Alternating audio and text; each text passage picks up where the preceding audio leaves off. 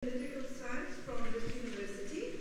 He joined the Political Studies Department at the beginning of 2005. His research areas include comparative politics, international relations, African politics, political violence, revolution, contemporary South African politics, and democratization. So please welcome Dr.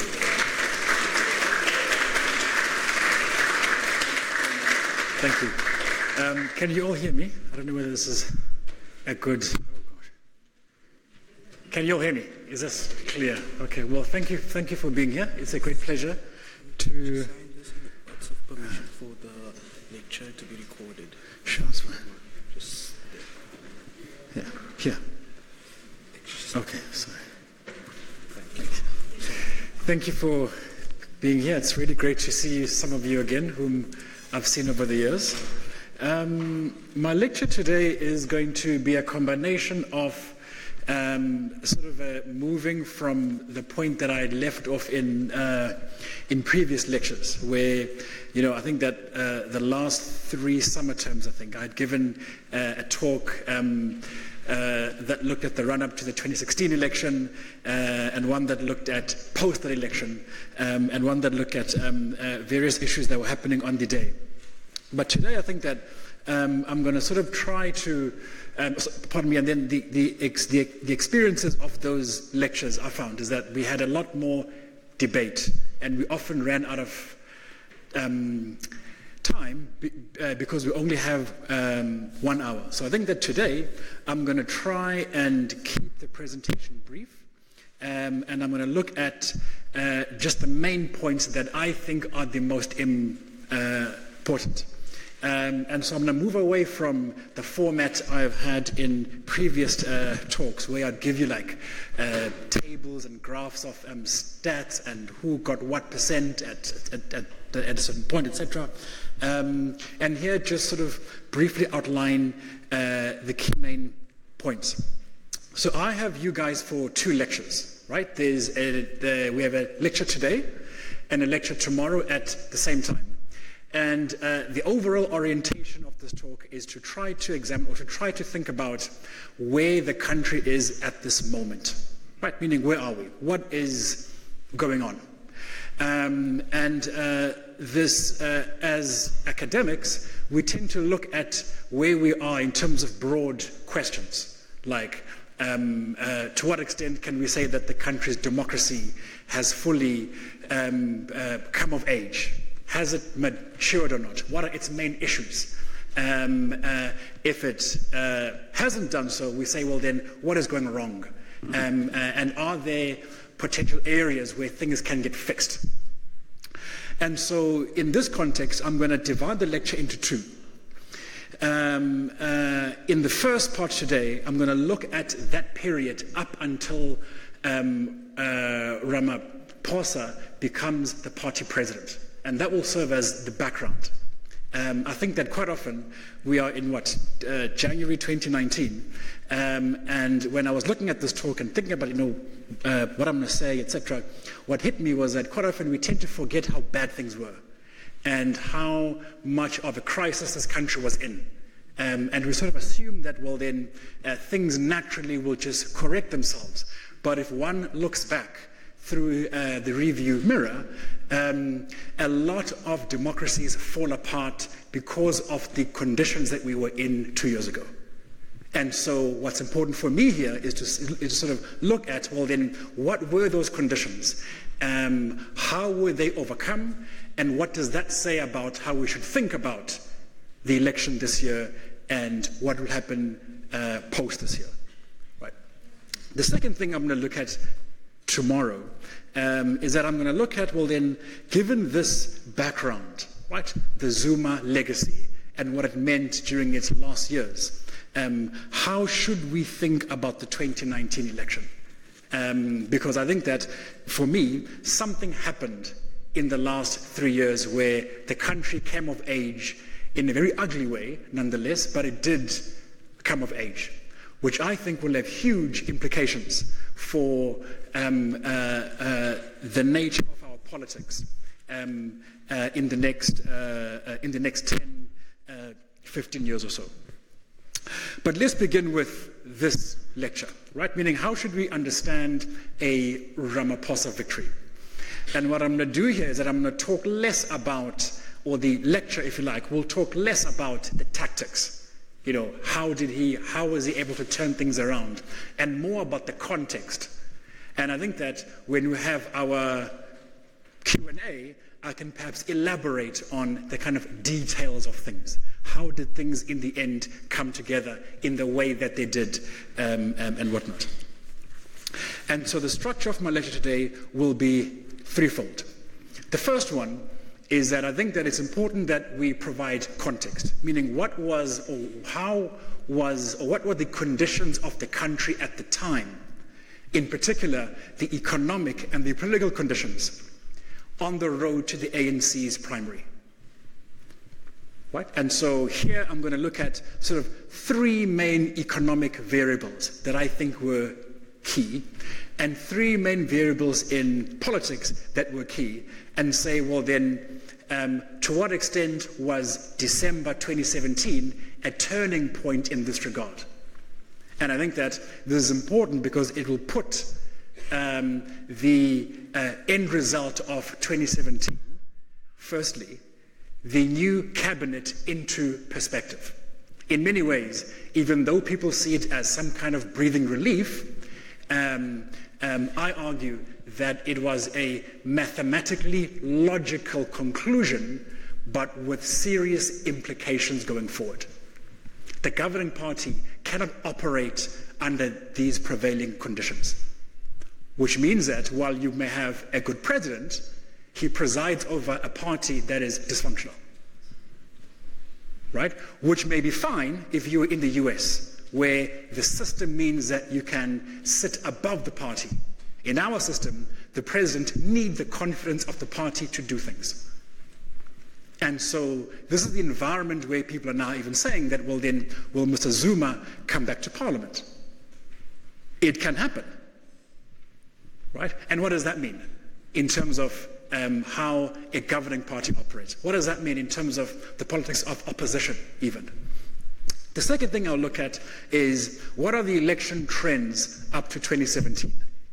And this is important, right? I won't go into them in that much detail, but I think that I'll simply isolate sort of three main interesting indicators that I think have begun to transform our multi-party system in ways that would never come back.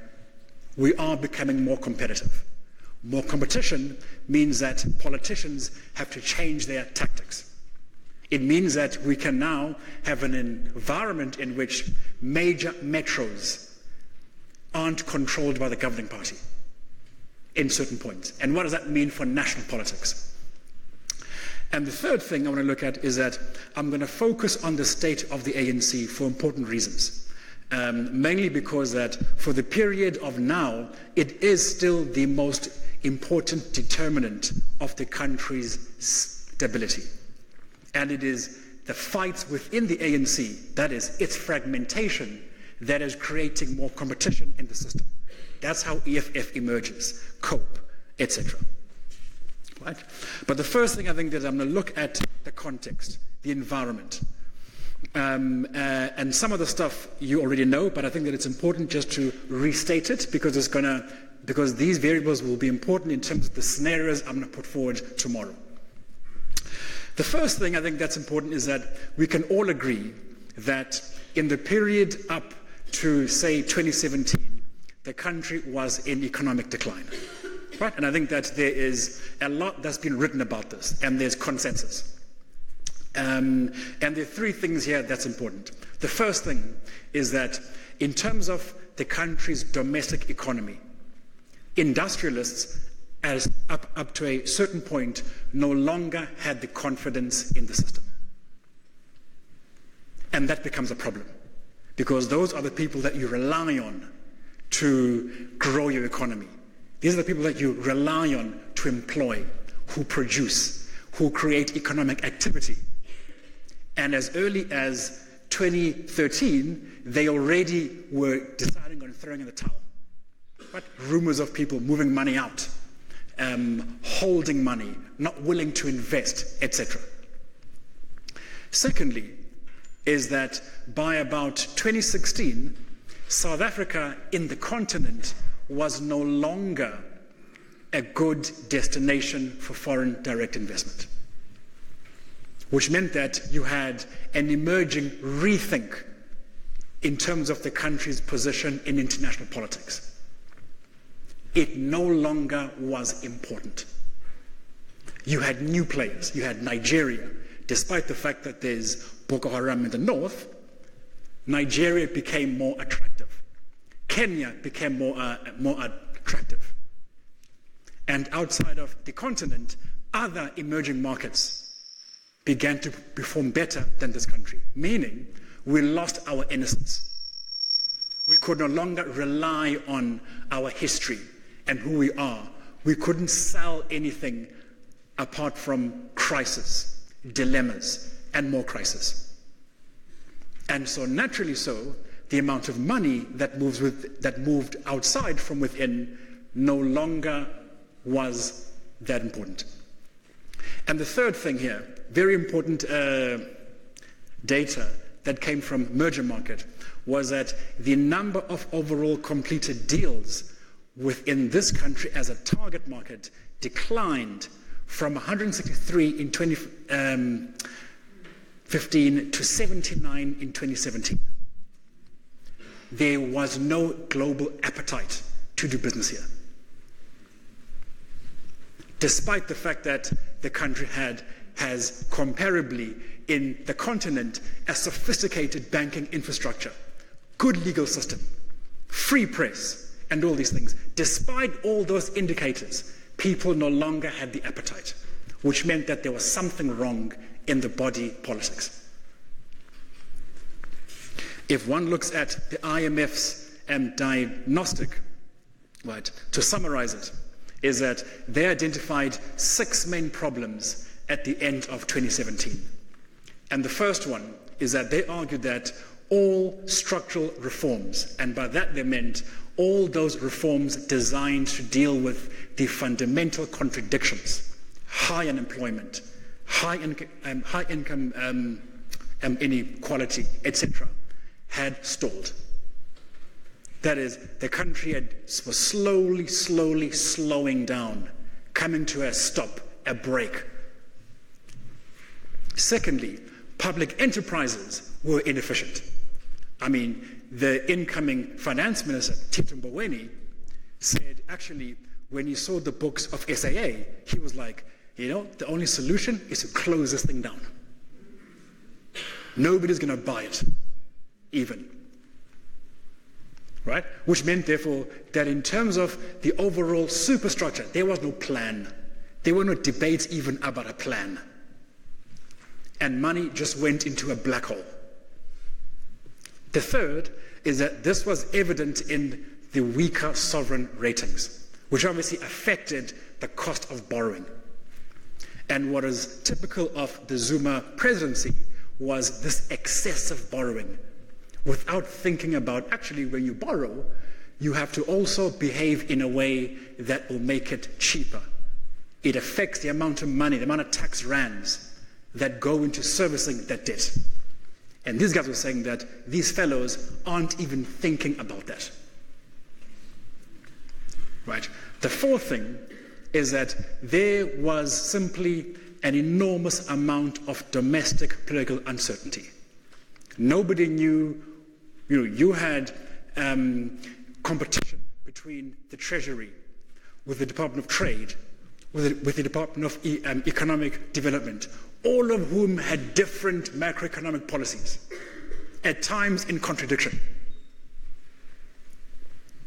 Right? And this obviously combined with external factors, such as the drought conditions that you can't control, and the weaker commodity prices, meant that up until 2017, the overall picture did not look good.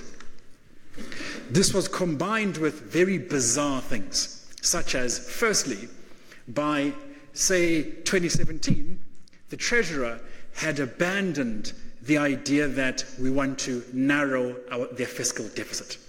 They were like, you know what? We're not doing it, so I talk about it. Right?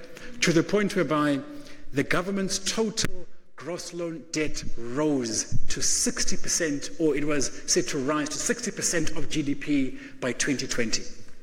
I mean, there's a very good quote here, pardon me. Oh, it doesn't matter. Couldn't find it. Right? With the point being, therefore, that nobody thought about what are the implications of continued irresponsible borrowing. And this was combined with just the ineffectiveness of government expenditure. It's fine to borrow if borrowing means that you are going to do good things. Right? It's fine to borrow if borrowing means that you are going to, that money would feed into the budget. This didn't happen here. What happened here is that you had ineffective governance explained by the rise in corruption, which means that money that is, or tax rands, that was meant to be spent on projects was spent on random things. I mean, there was a bill once where the MEC of the Northern Cape's security protection went into the billions. MEC for culture. You have to pay for the Q7, the X5, the bodyguards, the stream of things. And that obviously affected people's perception of governance. Right? People see these things. Right? Whereby by 2012, the country was ranked 69th out of 176 countries by Transparency International's Corruption Perception Index, which is not where you want to be if you are a developing middle-income country with high rates of unemployment. And so I think that from a kind of super sort of economic structure point of view, the picture that you get is a country that was slowly coming to a halt. But in the context of leaders who could not think about what are the implications for the next 3 years, or the next 4 years, or the next 5 years. In terms of the politics, I think that there are three things that typified this period. And the first one is that there was uncertainty. That is very kind of comparable to Argentina in the middle of the 2000s, where nobody really thought, where are things going? It's fine to reshuffle a cabinet when you change priorities. It's fine to reshuffle a cabinet when new ideas emerge around, or when things don't work and you want to fix things. But the way in which the governance structure in the old regime was transformed didn't make sense. Where there was a period where 4 finance ministers were replaced in 4 years. And the president felt he needed to give no reason to explain that. And this in a context where, from an economic point of view, the country is coming to a halt. It made no sense. The second variable is that you also had successive downgrades in the country's debt ratings, which affected the country's cost of borrowing, which have huge implications for other things. They have huge knock-on effects. And I think that Standard & Poor's comments here, I think, need to be qualified in the sense that they weren't so much concerned with distribution per se, but they were concerned with the allocation of that distribution. It made no sense, and the consequence was that the country slowly stagnated, became less competitive, and the risk of this is that it occurs within a certain environment defined by two things. The first one is that the electorate was changing. So you have this kind of correlation between slow and gradual economic decline in the context of a changing demographics, which will always invariably have electoral consequences. And what happens here is that you have a larger and emergent generation that is primarily, firstly, urban-based, and that is more educated. And I think that for us to understand the student protests, we should see it in the context of this macro structure. What happens when the big picture begins to fall apart, yet people begin to demand more public goods? But not public goods that say, I want a BMW, or I want a Golf, GTI, but they say, I want a better education. And what happens here is that this new emergent generation of people who don't have the kind of attachments of their parents shift the terms of politics in the context of decline and all of that. And I think that this is where, point number 3, we begin to see the rise of the EFF. And most importantly, the inability of the ANC, despite its electoral majority, to respond to the EFF. And in many ways, the spectacular period here, 2016, 2017, is when the ANC begins to implode as the direct consequence of a party's tactics that has 8% of the votes in parliament, which is for me extraordinary. You didn't need to get 30% of the seats in parliament to destroy the governing party. You didn't. That was the extent of their weakness in 2017. And so therefore, in all, is that you have a climate where you have voters who are beginning to be impatient for change. And since a large portion of them are poor voters, right? Poor people can't necessarily think in five-year cycles. It'll improve in 10 years' time or in 15 years' time. The issues are immediate. And if those issues are bread and butter immediate issues, they will naturally respond better to more populist policies, which changes the terms of engagement. Right. The third point is that it happens in an environment where electoral trends in the country were changing.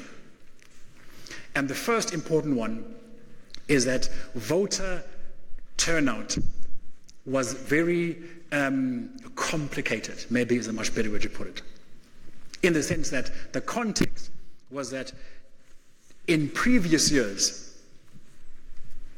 loyal voters of the governing party would rather not vote than change their allegiances. Right? I think that was a trend up to a certain point. Somewhere along the line, things change. And obviously, it's a combination of new voters who are younger, or perhaps older people who've reached the end of their threshold. But this is the environment where you see major urban centers shifting allegiances in politics, right? Which, once again, as I said, creates a new dynamic. The emergence of coalitions becomes typical of South African politics. And not grand coalitions in parliament per se, but many different coalitions in towns, in cities, which will always, in the long run, have national implications. Right. The second point is that it's a context where you also have declining levels of support for the governing party in urban areas. This is important because unlike, say, Zimbabwe, where the urban to rural ratio is more rural than urban, the social demographics in this country are flipped the other way. And the importance of this is that in terms of our national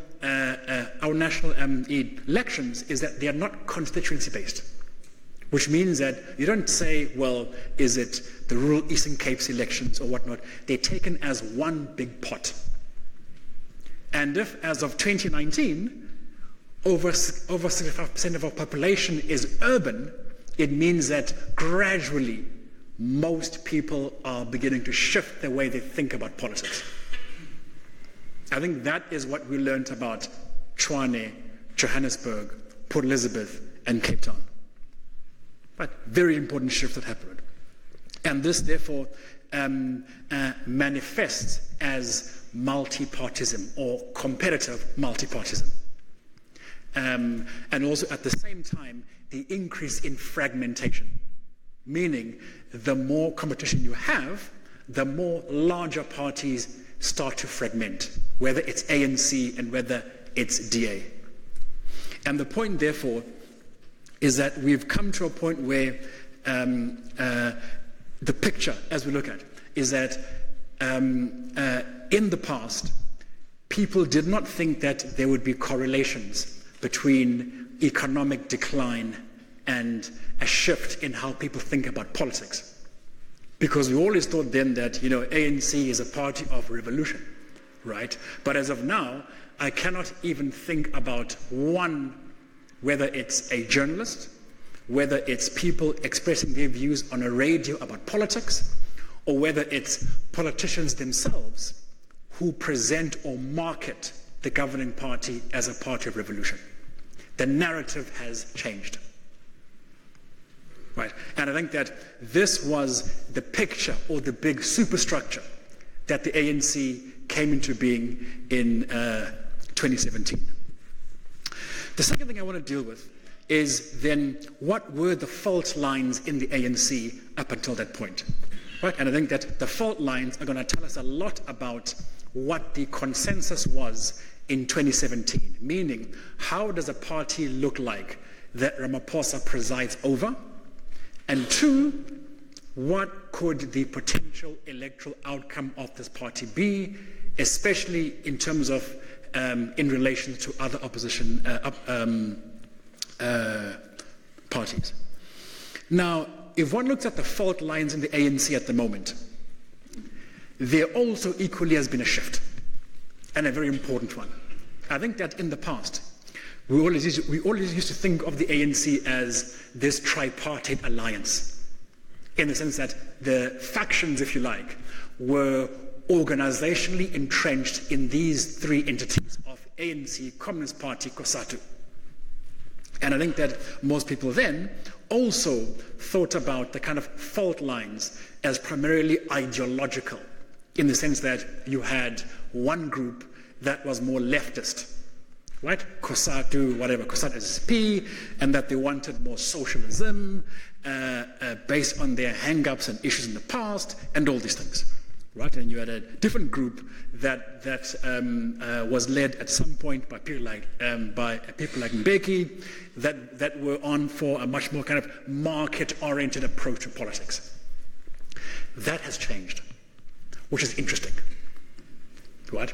In the sense that now, even though, and when I was thinking about this, that I sort of took a map, and I sort of put all the pins in terms of where are the fights in the party, right? And the one thing that I've realized is that every ANC regional conference, people fight, people chuck chairs and rocks and call the police. Somebody gets shot, and it becomes a whole new thing, right? And so the picture you get. And obviously, when you read journalists, they sort of add fuel to the fire, right? But the picture you get is this chaotic organization that really is, doesn't know where its head is, right? But after a kind of close examination of it, one can actually argue that actually, in this mess, there are two arguments in this mess. In that you can, in fact, identify a fault line here. Right? And obviously there are messes within the arguments, but there are essentially two broad fault lines or factions in the party. And for argument's sake, I have called them one group being conservatives. Right? For me, it seems like a very useful term. Right? Other people have called them traditionalists or nationalists or whatever it is. But I think that all in all, they tend to have a conservative outlook. But conservative obviously must always be qualified, right? Because we're looking at it in terms of people who believe that the single most important entity is the party and what it decides, and all other things don't matter. And there are people who perhaps have the same views for a long time. Right? In the same way as people, like the Republican Party was a party of Abraham Lincoln that in turn became a conservative party, right? And so these are old-style conservative ANC people who, at one point in history, might have been radical or might have espoused radical progressive ideas, but in time became conservative, right? Against another group that I term liberal. And by liberal, I mean that they are people who have different ideas of the party. For them, the party is important, but not that important. It's a means to an end, right? The former group, the party is the end. The latter, the party is simply a means to an end. And so typically amongst conservatives would be people who, for a long time, dependent on the party for everything. For your livelihood, for your salary, for jobs, for all these things. Whereas your liberals are people who, you're sort of in and out. You're in one time, but then you're out the other time, etc. Right?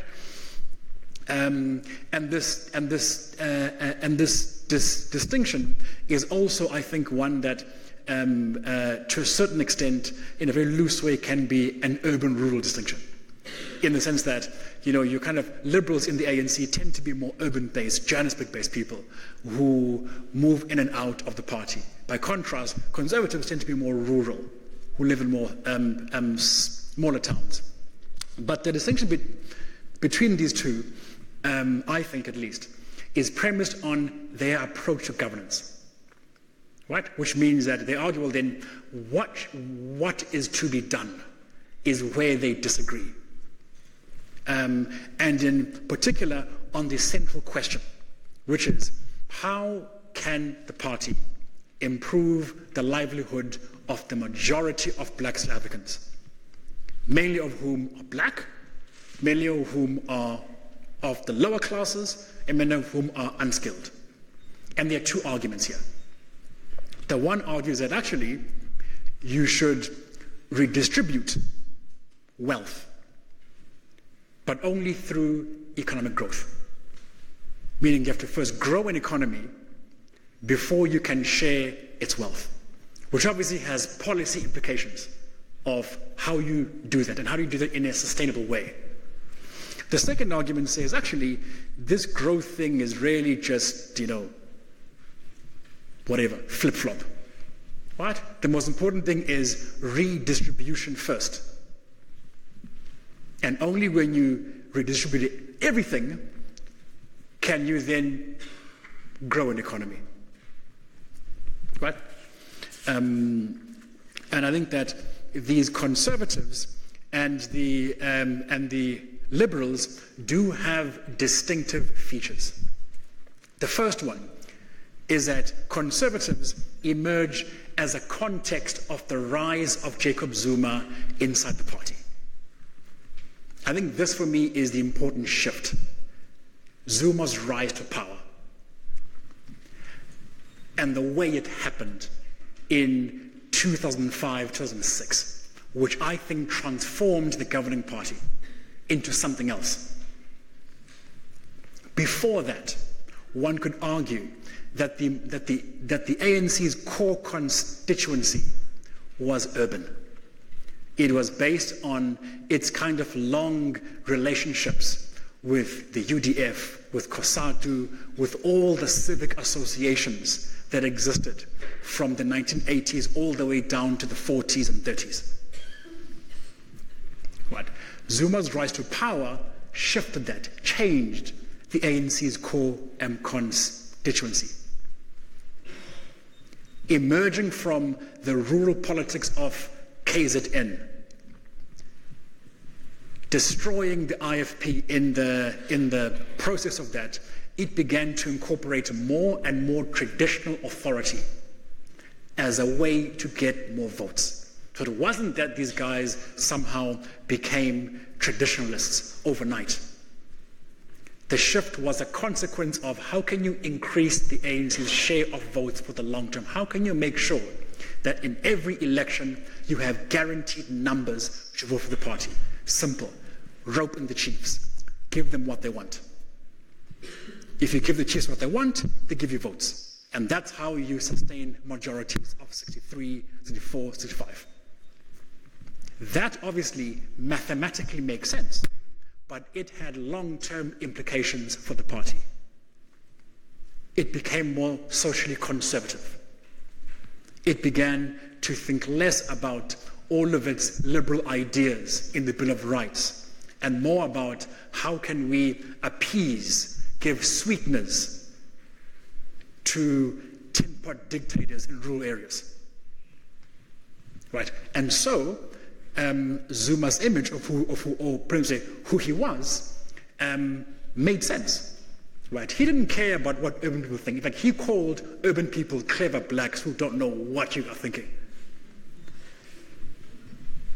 Right. If one looks at speeches he gives in a rural area to an urban area, it's two different people.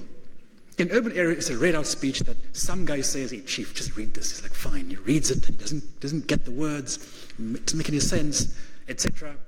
But you put him in a rural area, you will eat from his hand. Right? Different constituencies, responding to different things. And so, to a large extent, conservatives became dominated by party barons, mainly from KZN, that extended into like-minded people in the Northwest, in the Free State, in Mpumalanga. I think this group in the end was called the Premier League. Somebody used that term, etc. Right? But in essence, it was a kind of cross-cutting, sort of cross-regional coalition of people of all the same type. And so in a sense, if one looks at their utterances, their views around, say, things like multiracialism, or things like gay rights, or all those liberal things in the Bill of Rights, they would tend to just shun them. Well, it's important, yeah, but. Right, and so they had a very particular essentialist idea of what it means to be an African person. You must look like this, you must have a chief and tribe and this and do all these things. You can't be African and progressive and free thinking and all these things. Right? Which put them into conflict with the liberals, the other group that was loyal to Ramaphosa. Now, this group has always been in the party, but its core constituency came mainly from the UDF. And so there was a point where the liberals in history made a bid for power and they lost. Right? This was the drama of when former President Mbeki called this group out. But essentially, they've always maintained themselves as a constituency inside the party. And their drawback here is that in the past, they were perhaps loosely organized. Could have been considered more of a minority, right? But in terms of their outlook, they tend to be more social democrats. They tend to have a kind of a very, very urban leaning to them. So they sort of center around your big urban areas. They tend to be more multi-ethnic or multiracial. In terms of who these people are, they are primarily Gauteng ANC party barons from Johannesburg. Right. But their most important constituency, I think where the shift in their power comes into being, is this new kind of born-free generation that's urban. that tends to find resonance with this type of politics.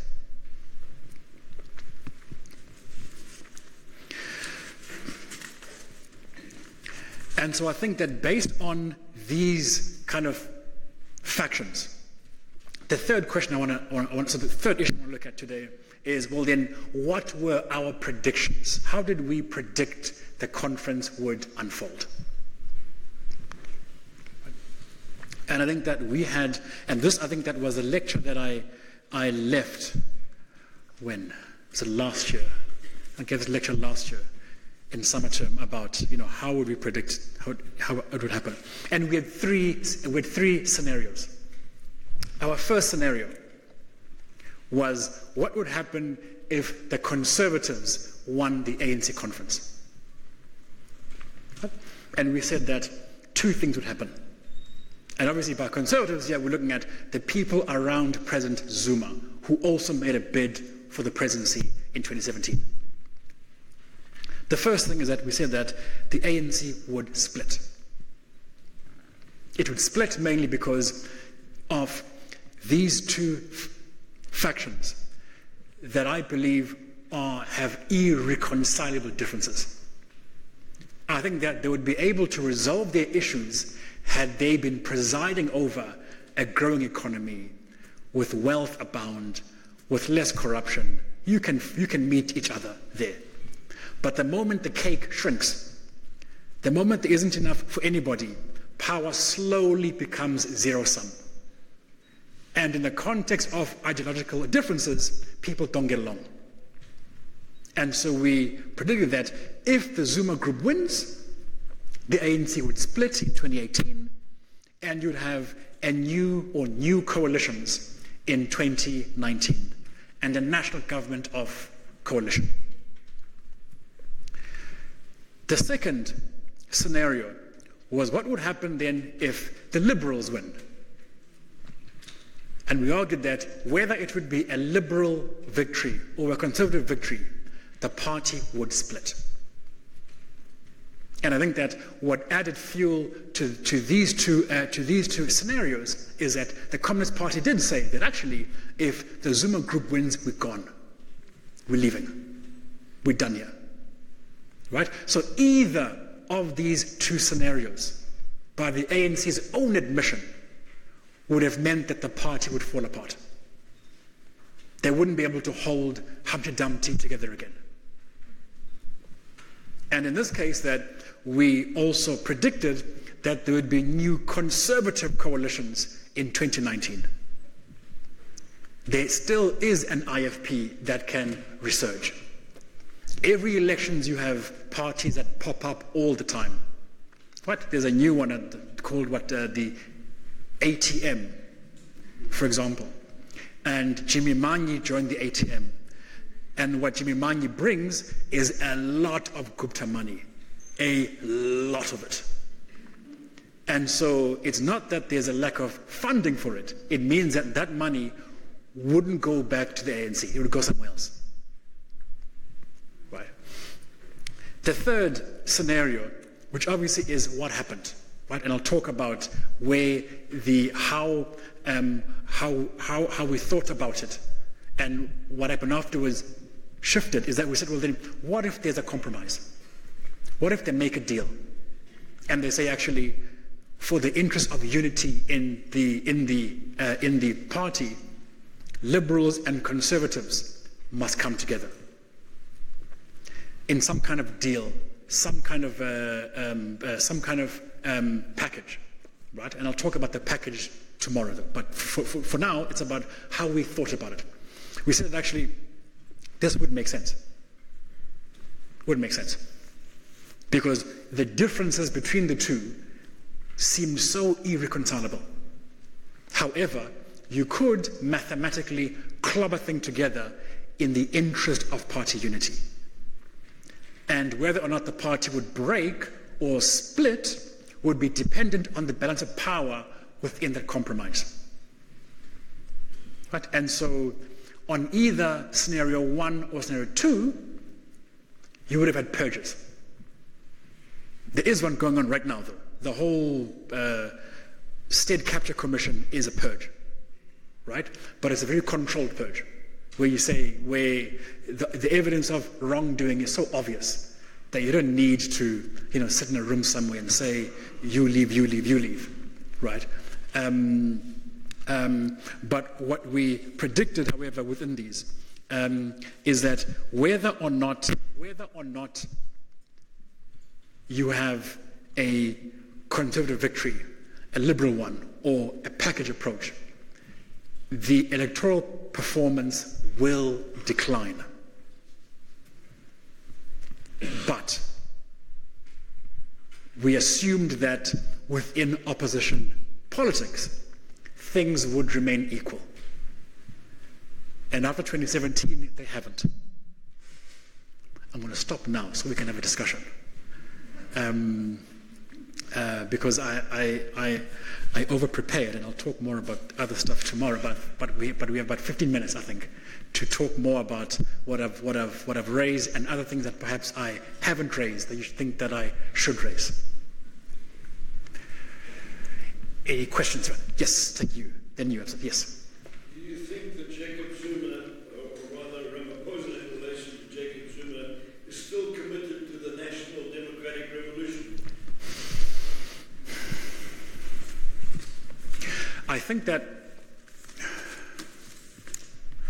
the problem with the idea of the National Democratic Revolution, as articulated in ANC documents, right, is that it is a very outdated analysis of what are the realistic and practical ways that you can resolve the country's main contradictions. So it's an idea that evolved over, say, in sort of like a heyday was like the 1960s, 1970s, and it correlated with how many liberation movements then thought about economic development at the point where you take over.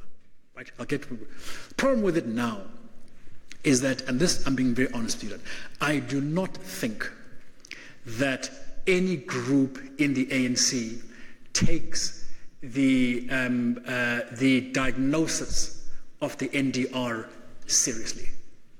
I don't. I think that the dominant ideas around how you resolve the kind of broader macroeconomy, firstly, right, and two, how you sort of deal with kind of social contradictions emerge after '94, and that the NDR for me is very much a kind of mobilizing instrument that the party uses as a means of, bonding, or as a means. It's like the way that they call each other comrade, for example, right? It's language that is less about how do we evolve these ideas into a set of policies, and more of what do we use as a means to talk about who we are, our past, or our glorious past, and the future that we envision then.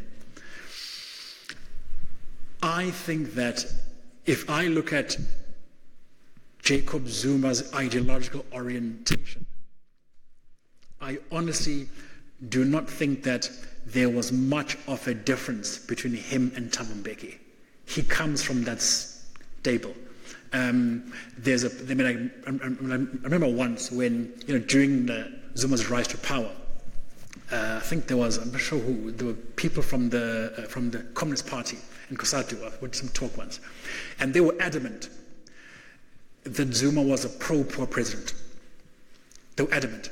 They said Zuma is pro-poor, he's socialist, he's all of these things. Literally 2 years after he's elected, he makes a massive U-turn. And that says to me that you're not dealing with people who have a set of ideas that they hold on to. They're people who simply use ideas and language as a means of mobilization when it makes sense to them. By contrast, I think that Ramaphosa, on the other hand, is very much the person that you see who he is. That is a kind of former trade union guy who becomes a wealthy businessman and who believes in the kind of very pro-Western, I think. Very much in that camp, but not pro-Western as in like kind of American republicanism pro-Western. More very pro-Western European centrist politics is how he is, which in a way does put him apart from other presidents in the region, I think.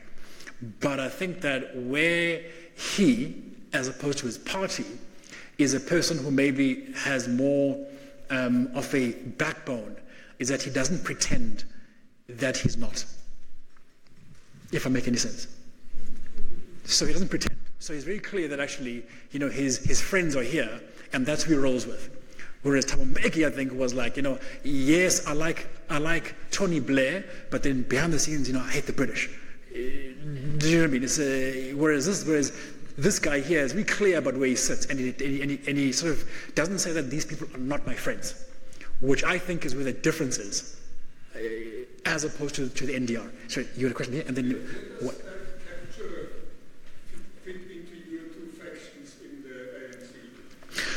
I think that state capture as a means of party political organization in this state is there irrespective of which faction. So